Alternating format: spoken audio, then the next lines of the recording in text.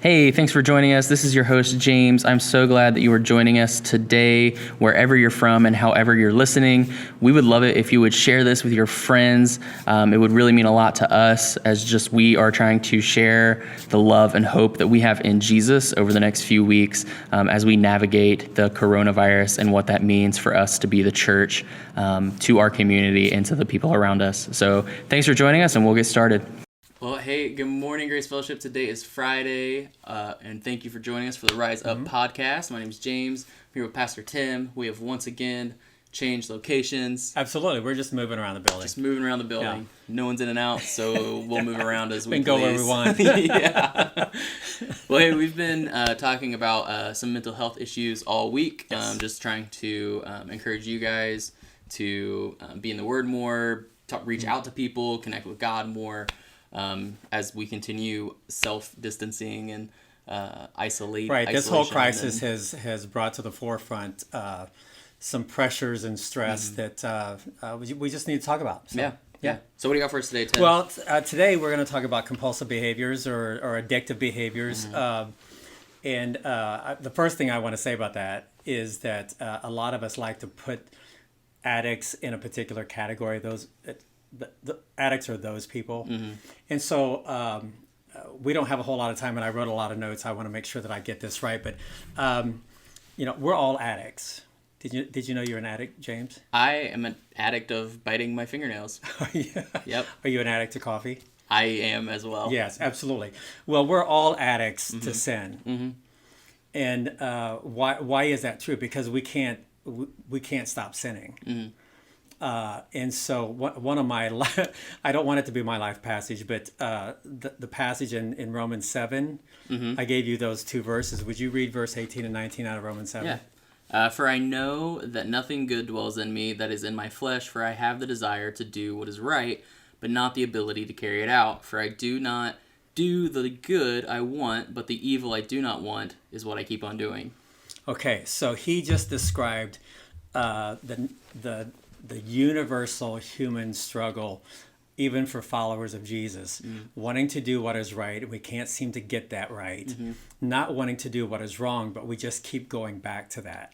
So what is the definition? There's a lot of definitions for addiction out there. But the very simplest definition of addiction is just simply wanting to do something that you can't do, or wanting not to do something that you keep doing. So in that sense, it's a compulsive behavior. Yeah. And so speaking of compulsive behaviors, OCD is obsessive compulsive disorder, and that's something that people can't stop doing. There's particular behaviors like washing your hands, counting things, constantly rearranging things, and then there's codependence. People who can't stop fixing other people, or this need to be needed. And so, regardless of where you are in life and what stresses you're dealing with, here's the deal with either addictive behaviors or compulsive behaviors, or things that we don't want to do that we just keep doing, is that why do we do that? Well, we're always looking for comfort. Yep. Human beings are always looking for comfort.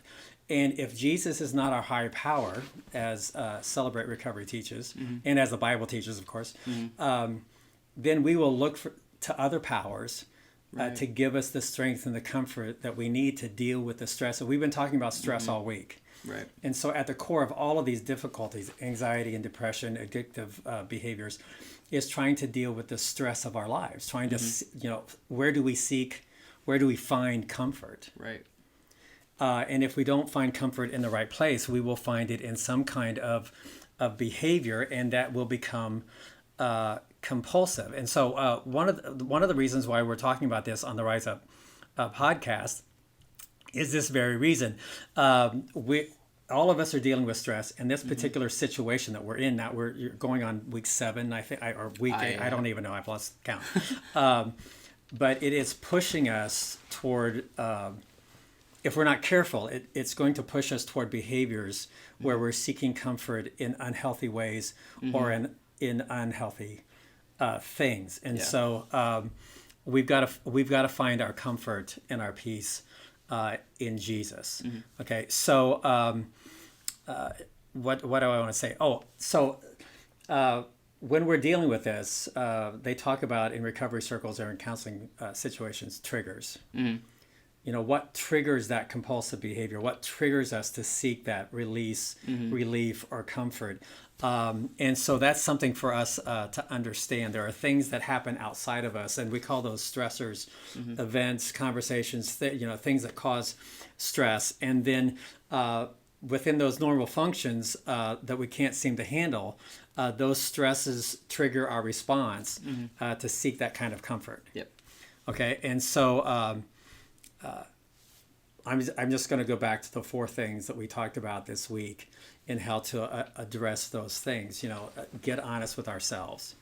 One of the first things in Celebrate Recovery is addressing our denial. You know, we either rationalize or excuse it away, or we just simply don't recognize it. Yeah. We don't see in ourselves.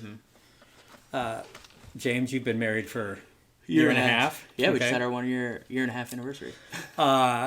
Is Tacy's teaching you things about yourself that you didn't know about yourself?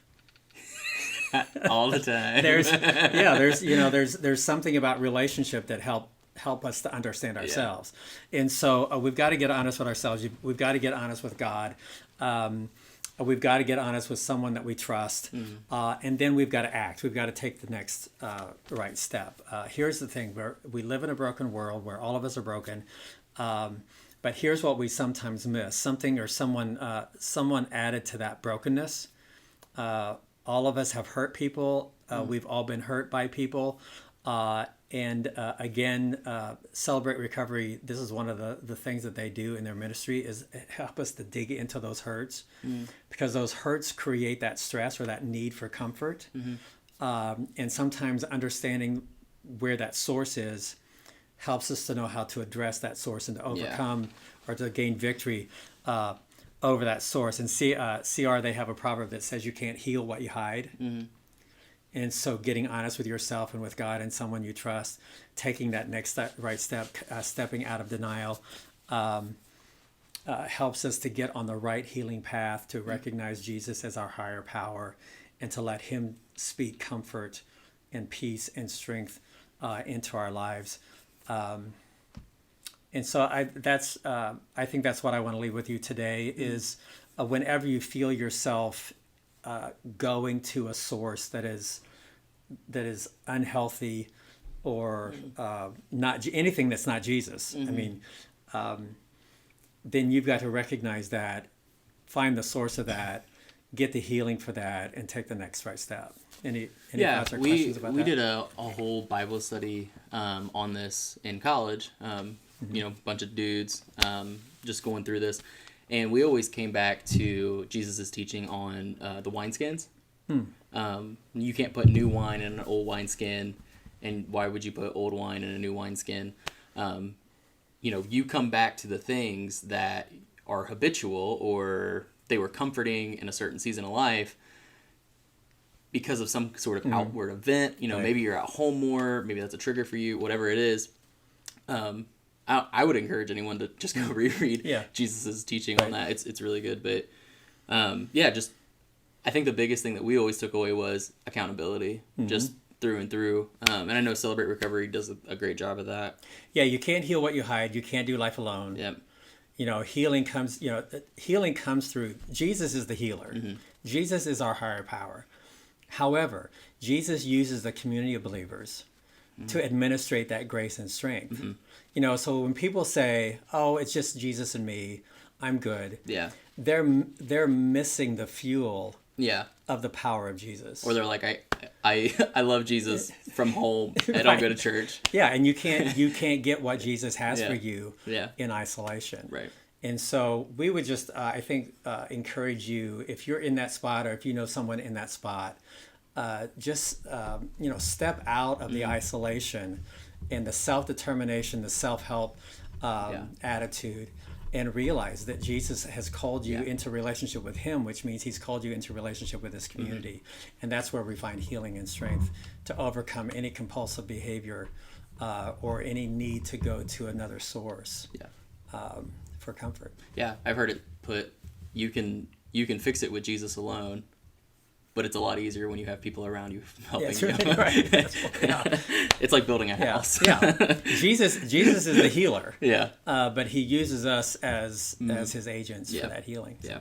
Yeah. Hey, so if you do need or just want someone to talk to you about that, we would really encourage you to reach out to Celebrate Recovery. You can find them on Facebook at Celebrate Recovery DeMott, or you can email them at recovery@connectatgrace.org. And they would be more than happy to talk to you, get a hold of you, pray with you, whatever that looks like for you. So don't isolate yourselves. Reach out to people. Reach out to God. Get honest. Get honest. So thanks for joining us today, and we will see you on Monday. On Monday. See ya.